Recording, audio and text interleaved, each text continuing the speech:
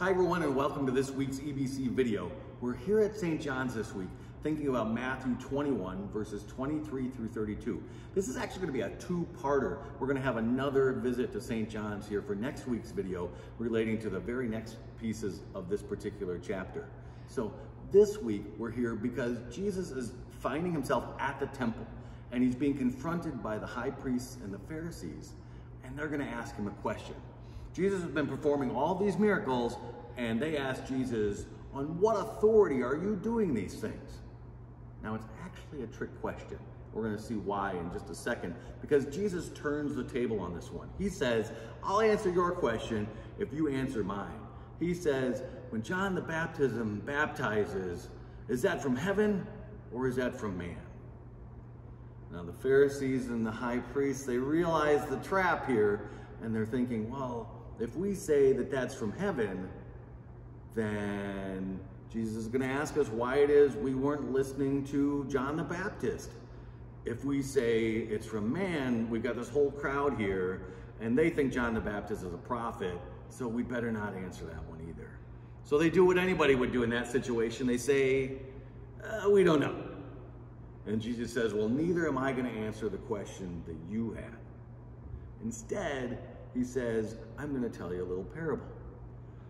There are two sons, and the father says to the first son, go out and work in my vineyard.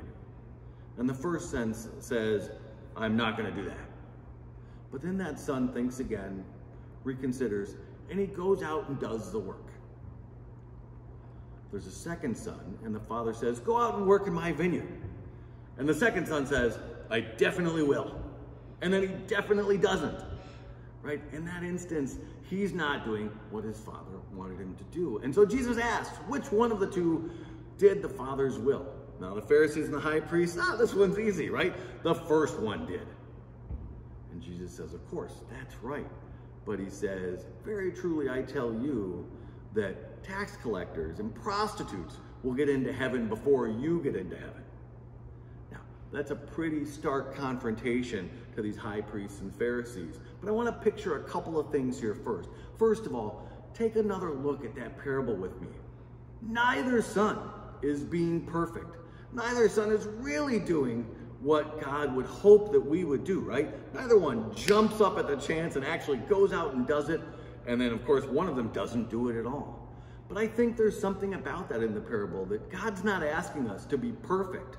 And so when you're thinking about what you've done and suddenly thinking, I didn't really do it the way God would have wanted me to do it, that's not a moment to quit on yourself about it. That's not a moment to quit on what God wants us to do. That's a moment to know that God's still there looking for us to change our mind and work our way toward him.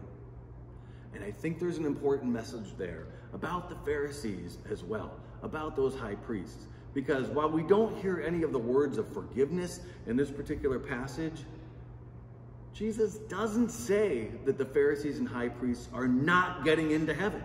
What he says is that the tax collectors and the prostitutes are getting in before you. So there's still a chance. And it's the same chance that's described in that parable. Change your mind, focus on God, do what God has asked. So this week, everyone, we're going to get back to a two-parter. You'll see me here at St. John's again for the video next week. But this week, just focus on the fact that even when things have started to go bad, there's a chance to turn them right, and God is there with you to do that. Have a great week.